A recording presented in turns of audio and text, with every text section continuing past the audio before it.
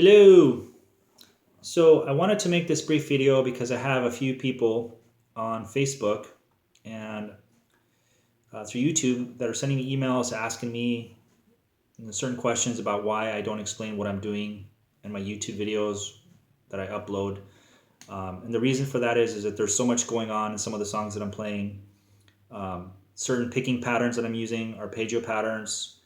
I can't sit there and really explain everything note for note what I'm doing without probably boring you to death. So I will try to do as best as possible to try to explain this particular song, because for me it's a fairly easy song to play. Once you get the picking pattern down, the arpeggio pattern, what they're doing, and if you change up the chords a certain way, it's fairly easy to play. It's not a complicated song by any means. So the song is Unbreak My Heart by Toni Braxton, and you can actually purchase the sheet music to the song through Warner Brothers publication. I think I paid maybe $6 for it, something like that. But anyhow, one of the first things I noticed was that the tempo that they're using on the sheet music, they have it at 66 beats per minute, which I thought was too fast. When I took the time to listen to it and try to match my metronome to the studio version, I had it clocked in right around 55 beats per minute. It was a little bit slower. Also, they don't have the secondary chord in the intro, which is an F sharp 7 sus, otherwise known as an F sharp 11 chord. They don't have that here, and that's super important if you're going to get the intro down properly to get it to sound like the studio version. You need to have that F sharp 11 chord in there. The B minor's in there. The third chord that they have written is an E minor 7, and I would play an E minor 9. To me, it sounds like what they're playing in the studio version is an E minor 9. My ears tell me it's an E minor 9, not an E minor 7. Close, but close is, would you rather have something sound close or have something sound exactly like what you're listening to? And then they also have an A major chord here played with the first string, the E string, which in the studio version, I'm not hearing that open E string. So those are just a few of the things that I noticed. For the most part, the chords being used are correct, but I'm going to break it down as best as possible, and I'm going to play along to the recording as well in a few minutes, so you'll be able to see what I'm doing. There's a function on YouTube where you can slow down the video and the audio. You can slow it down to 75% or 50%, and it's a super useful tool. I use it a lot when I'm trying to learn certain things going on. When there's certain fills and solos, I use it all the time. It's super useful. So just FYI, it's on YouTube, your desktop computers. It's not something that's available to your phone. It's, I have it on my desktop, but I don't have that function if I pull up YouTube on my phone, or tablets. So here we go. Without further ado, I'm going to play the intro to the song. So here's the F sharp 7. And here's where it goes from the F sharp 7 to the F sharp 7 sus, otherwise known as an F sharp 11. It goes like this. So you would play the F sharp 7, you would drag your thumb down, playing the 6th, 5th, 4th, and 3rd string. And then to get the F sharp 7 sus, you just put your pinky down on the 4th fret, 3rd string. So it's...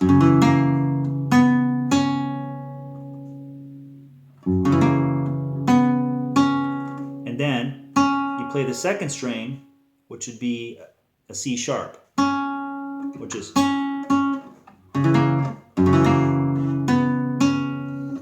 And then this is where you would go to the B minor. And this is where the arpeggio comes in. So the B minor, you would want to arpeggiate with the 5, 4, 3, 2, and then again with the 4, 3, 2. So it'd be like...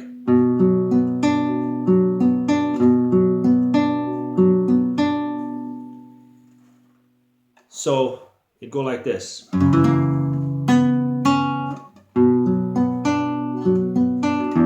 Here's the A minor 9 to the A, back to the F sharp 7. Here's a G, A over G, back to the F sharp 7.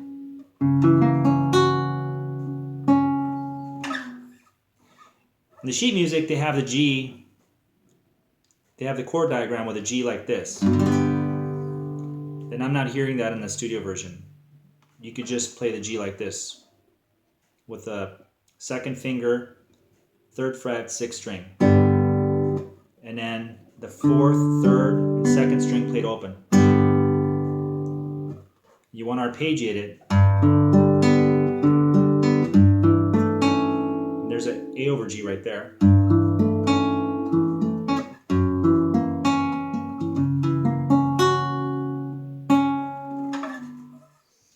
And that's where the verse would come in. So if you played along to a metronome at 55 beats, it would sound like this.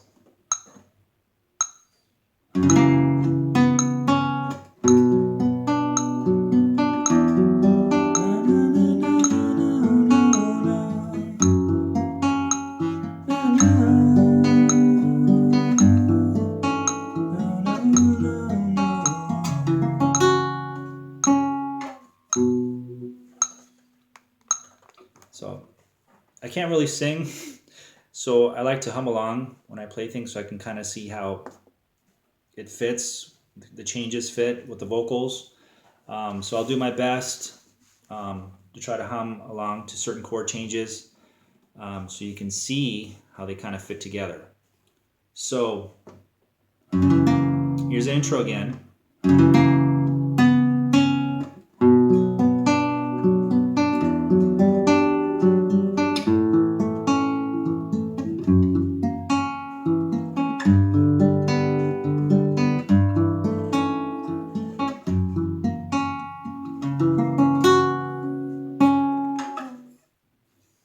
With the metronome.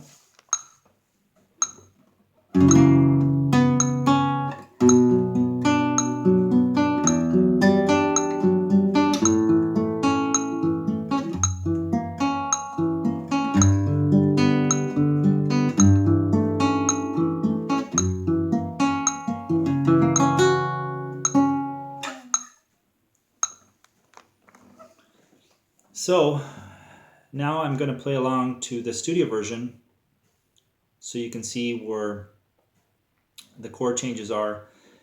Now, the verse, so some of the chords, some of the chords are the same throughout the song, but they're alternating the picking pattern of the strings to give it a perpetual motion type feel, and so it doesn't sound the same over and over. So, for instance, in the verse,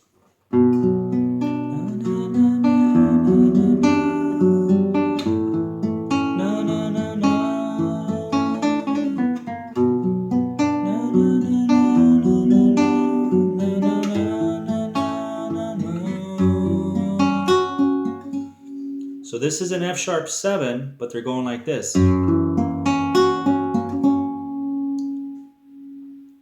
So they're playing the 6th, 4th, 3rd, 2nd, 1st, 2nd, 3rd, 2nd string to give it a perpetual motion type feel.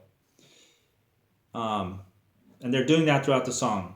The chord is the same, but the strings that they're picking, they're alternating. So you have to listen for that. So you can start to pick up those little subtle differences. The chords are the same, but the strings being picked they're alternating. So that's one I noticed. Another one is the B minor. So the verse would go.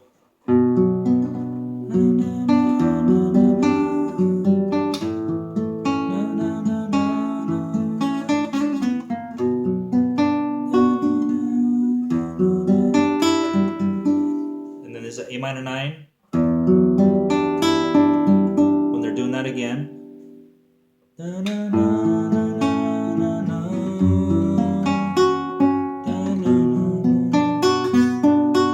here's a B minor. They're doing that again. They're alternating the picking pattern. They're going. They're playing 5, 4, 3, 2, 1, and then 3, 2, 1.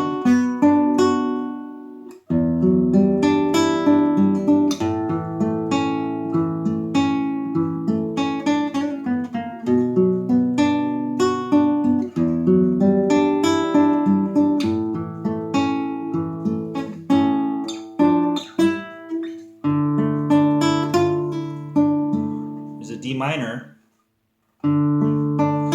So for the D minor, they're playing the 4th string, 3rd, 2nd.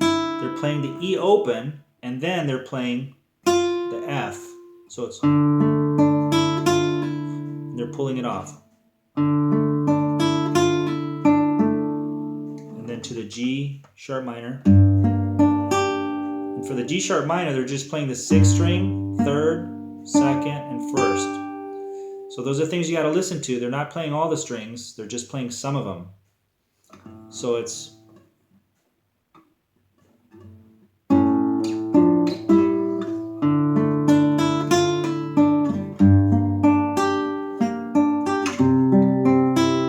And for the C, they're just playing the 5th string, the 3rd, 2nd, and 1st. You can put the whole chord down. It'll just make it easy, but they're not actually playing the 4th string. So those are things you have to pay attention to when you're playing the song. They might show the diagram for the whole chord, the C chord, but that doesn't mean that they're actually playing every single note in that chord. So when you're arpeggiating a chord, you're breaking up the chord into individual notes. Super important to understand. So here's the chorus.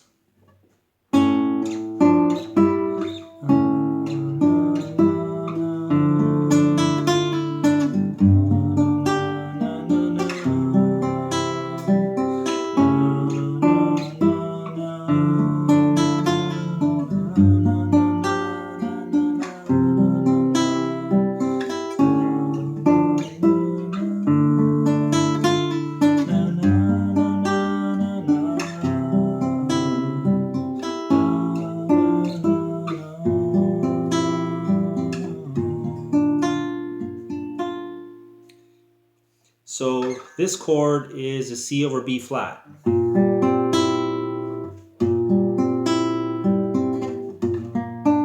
going to B flat to the A7 to the F sharp 7, which is going to bring you back to the second verse.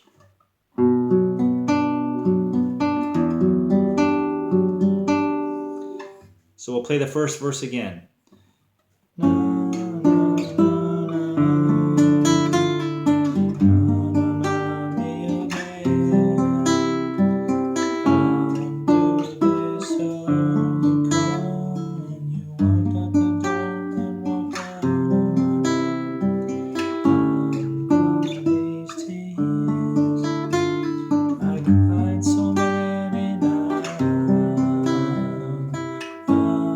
Unbreak my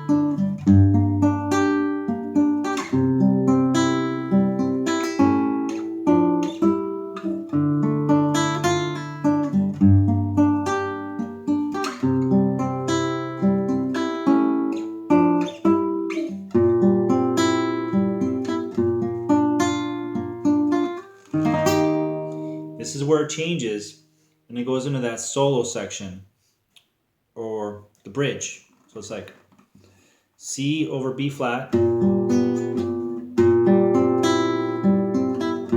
B flat to D to G sharp minor to C sharp minor 7 to F sharp to D sharp minor 7 back to the G sharp minor to C sharp minor 7 and then to the resolves in F sharp 7.